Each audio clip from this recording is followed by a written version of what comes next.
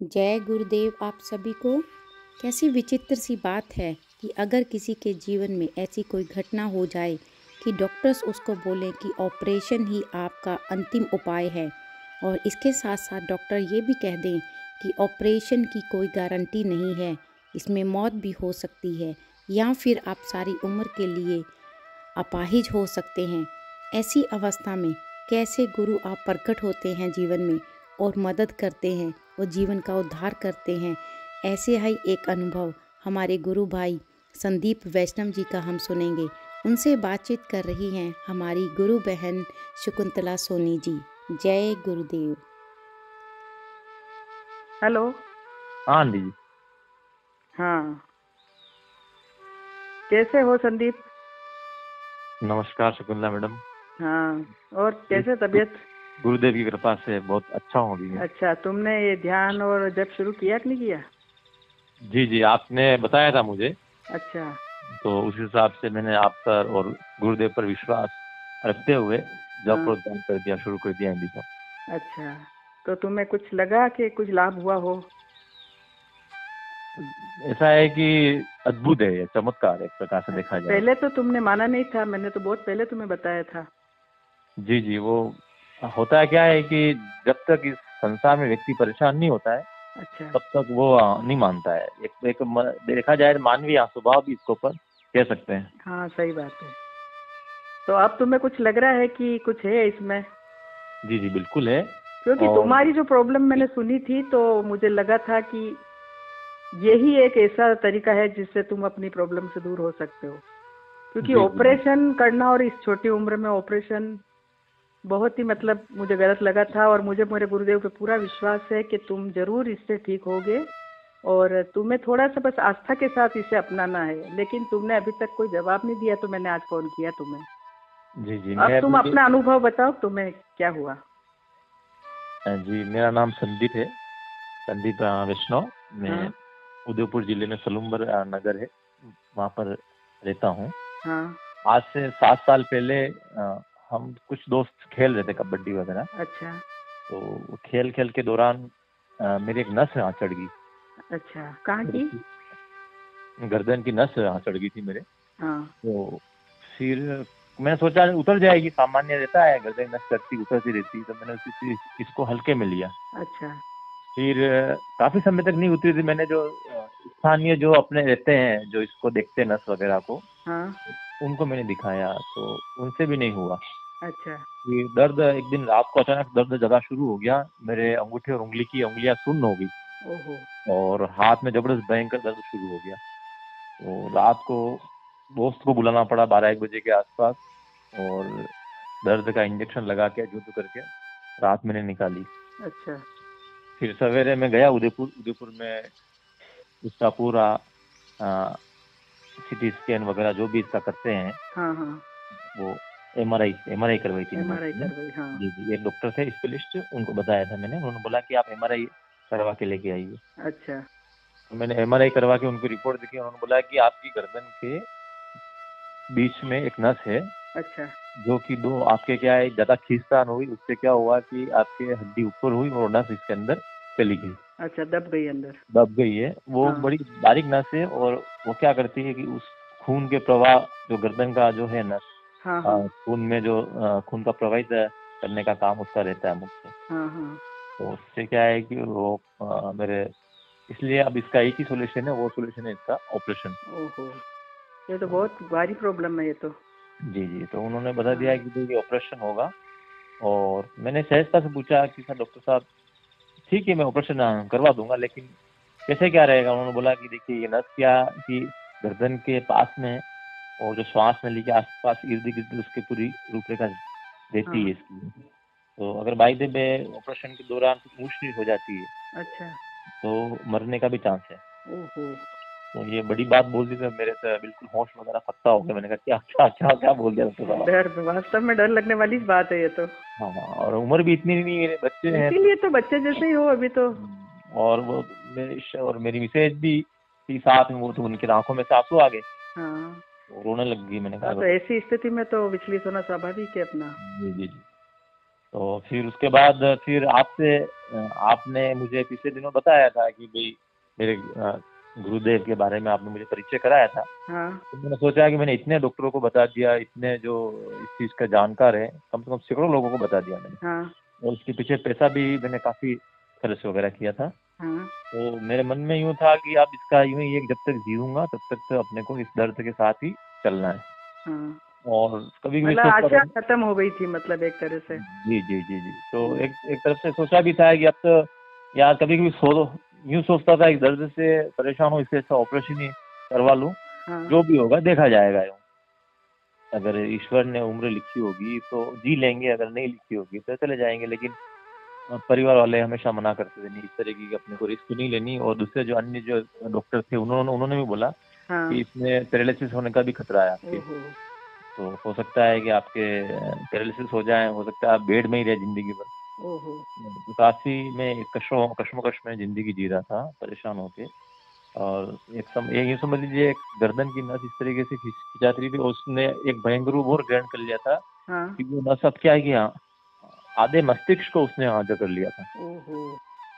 तो अब वो मस्तिष्क में पूरा एक खिंचाव सा महसूस होने लगा। तो ये और उससे भी भयंकर ये वाला बहुत दर्द। खतरनाक स्थिति वास्तव में। हाँ, तो ये दर्द मुझे ऐसा लगा कि ये मस्तिष्क की नस को मैं कैसे कर सकूँ, ये मुझे मुझे मन में दर्द घुस गया।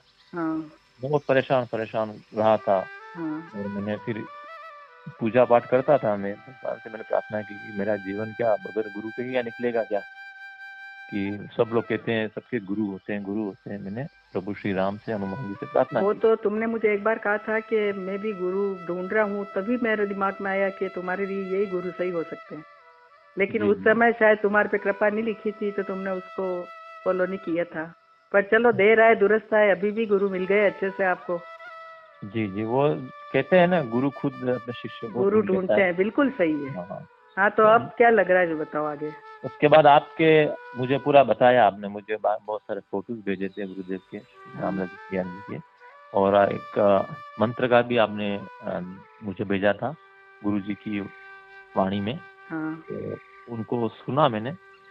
सुनने के बाद मैंने अनुभव भी आपने ग्रुप बनाया हुआ है मैडम, हाँ तो ग्रुप के दौरान मैंने सोचा है कि देखते हैं ऐसे ही जैसे मैं आपकी काफ़ी इज़्ज़त भी करता हूँ और आप निस्वार्थ भाव से ये कार्य कर रहे हैं।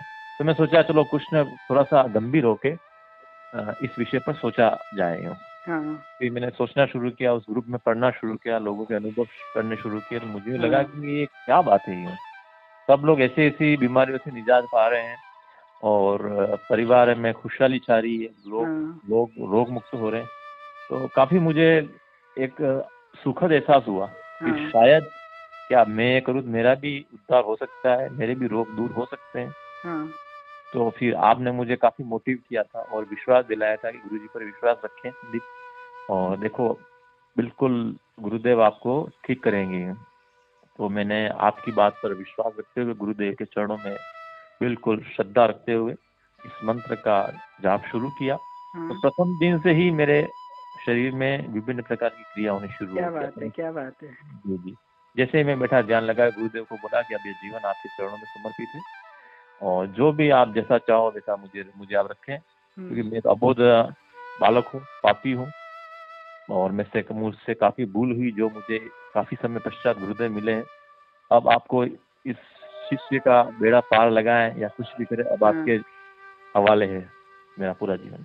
सही ये है। करके मैंने ध्यान लगाना शुरू किया, उसी क्षण से मेरे गर्दन हिलना शुरू हो गया था, कंधा जोरों से हिलना शुरू हो गया था। तो मुझे भी महसूस विश्वास हुआ। तो उसी दिन से हो गया होगा फिर।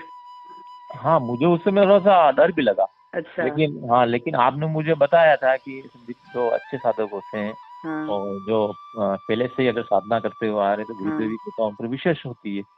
तो इस चीज़ से डरना मत, अगर शरीर में इस प्रकार की क्रियाएँ चलती है तो उससे डरना नहीं है। बस हाँ गुरुदेव को देखो। और आपने कहा था कि उन पर श्रद्धा रखते हुए इस संजीवनी मंत्र का जाप शुरू रखें। हाँ। तो मैंने आपके कथनानुसार बड़े ही श्रद्धा से, प्रेम से गुरुदेव का जो संजीवनी मंत्र आपने मुझे ऑडियो भेजा था, हाँ। शुरू कर दिया। अच्छा। शुरू करने के बाद 2 से 3 दिन बाद मुझे यूँ लगा कि मेरा खिंचाव था गर्दन में, हाँ। थोड़ा कम हो रहा है। अच्छा। तो इस चीज़ से मेरी और उत्सुकता बढ़ी। हाँ मैंने कहा ये भी क्या हो सकता है, विज्ञान जहाँ फेल हो रहा है, विज्ञान बोल रहा है ऑपरेशन के बगैर ये नहीं हो सकता है, ये विज्ञान से तो बहुत आगे है अपने गुरुदेव, सही है। जी जी जी, वो मैं आपकी बात को स्वीकार करता हूँ। तो मेरे और मन में उत्सुकता बनी, हो सकता है कि वास्तव में जहाँ सारी राह बंद हो जाती है, जहाँ सारे प्रश्न समाप्त हो जाते हैं, तब गुरुदेव के उत्तर शुरू, नया राह खुलती है। सही, बिल्कुल सही है। हाँ, गुरुदेव ने राह तो तुम्हारी राह खुल गई ऐसा लग रहा है तुम्हारी बातों से मुझे। जी जी, वो तो आपकी कृपा है। मेरी नहीं है, सारा गुरुदेव का है। नहीं, मैं तो एक माध्यम बनी हूँ, तो मैं गुरुदेव को तुम्हें करना होगा कुछ, इसलिए वो मैं तो माध्यम बनी हूँ केवल। जी जी, वो था। देखिए, कुल मिला के जीवन में जो पुण्यों का उदय होता है, तो इस तरीके के सुखद और आनंद देने वाले गुरुदेव मिलते हैं। तो अभी कितना % तुम्हारे हुआ है फायदा, ये बताओ पहले। मुझे लगता है कि 50 से 60% मेरे। क्या बात कर रहे हो, ऐसी भयानक बीमारी और इतने से कम दिन में। जी जी, और सबसे बड़ी बात है कि मैंने आपको पहले बताया था कि मेरे जो मस्तिष्क में तो नस चढ़ी हुई थी, मतलब इससे भी भयंकर परेशानी उससे हो रही थी मेरी। अच्छा, तो पता नहीं क्या चमत्कार कहूँ या गुरुदेव की अनुकंपा, चमत्कार ही है गुरुदेव का। और देख लो, इससे बड़ा क्या हो सकता है। मस्तिष्क की जो नस जो थी, तो क्या बात था, एक भाग में दर्द रहता जबरदस्त। वो मेरे मतलब समझ लीजिए कि एक चमत्कार, ये मेरे जीवन का एक अद्भुत क्षण कहूँ कि वो उस बीमारी मेरे निकल गई। ओहो, वास्तव में गुरुदेव जैसा कोई नहीं। सही कहते हैं अपन के गुरुदेव जैसा कोई नहीं है। जी, तो अब निश्चिंत रहो, 60% अगर आ गए हो तो 40% में देरी नहीं है। और अब तुम्हें अपने गुरुदेव की ड्यूटी करनी है, पूरी आस्था के साथ इसका प्रचार प्रसार करना है। और मैं कभी से चाह रही थी सलूम्बर क्षेत्र में कोई ऐसा बंदा मिले जिसको मैं कह सकूं, और तुम्हारे पे मुझे पूरा विश्वास है। और तुम्हें जितना इसको फैला सको गुरुदेव का अपने को प्रचार करना है। बिल्कुल। और अब मुझे पूरा विश्वास है मेरे गुरुदेव पे कि कुछ दिन बाद तुम 100% बोलोगे। नहीं, मुझे भी ऐसा महसूस हो रहा है। बहुत अच्छा लगा, आज मेरा दिल खुश हो गया, क्योंकि मैंने हमेशा तुम्हें एक बेटे के रूप में देखा है। और आज एक माँ को जो खुशी मिलती है वो मुझे तुम्हारी ये बात सुनकर लगी है। और वास्तव में मैं गुरुदेव का बहुत धन्यवाद और आभार करती हूँ कि ऐसी कृपा हमारे सब शिष्यों पर बनाए रखे। जय गुरुदेव बेटा। जय गुरुदेव। जय गुरु। समर्थ सद्गुरु श्री रामलाल जी त्याग का सिद्ध योग धरती पर पहली बार उतरा है। इसमें कुंडलिनी शक्ति आपकी सामर्थ्य के मुताबिक आपको ऑटोमेटिक योग करवाती है। यह योग आप बाहर से नहीं करते, यह योग स्वतः अंदर से होता है, जिससे आपके समस्त रोग दुख दूर होते हैं। त्याग सिद्ध योग की दीक्षा बिल्कुल आसान है। आप गुरुदेव की फोटो देखकर प्रार्थना कीजिए, हे गुरुवर मुझे अपनी शरण में लीजिए। और इसके बाद आप गुरुदेव के मुखबिंद से संजीवनी मंत्र को सुने। संजीवनी मंत्र का जाप मानसिक रूप से मन ही मन में करना है। बस इस मंत्र को कभी भी बोलकर किसी को नहीं बताना। अब मंत्र बता दूं, ये संजीवनी मंत्र है, संजीवनी मंत्र है। तो इसको जपना है राउंड द क्लॉक। तो किसी बीमारी से ग्रसित हो, इससे ठीक हो जाओगे आप। मन ही मन जपो, और जीव नहीं रहना चाहिए। अच्छा, अब ध्यान करो भाई 15 मिनट। यहां मुझे देखो और नाम जब चालू रखो। कोई प्रकार की योगिक क्रिया हो तो घबराएगा नहीं। 15 मिनट ध्यान करो, 15 मिनट में अपना बंद हो जाएगी। तो मंत्र है cling Krishna cling, cling Krishna cling. मन ही मन जपो, और जीव नहीं रहना चाहिए। Cling Krishna cling, cling Krishna cling, cling Krishna cling, cling Krishna cling, cling Krishna cling, cling Krishna cling, cling Krishna cling, cling Krishna cling, cling Krishna cling.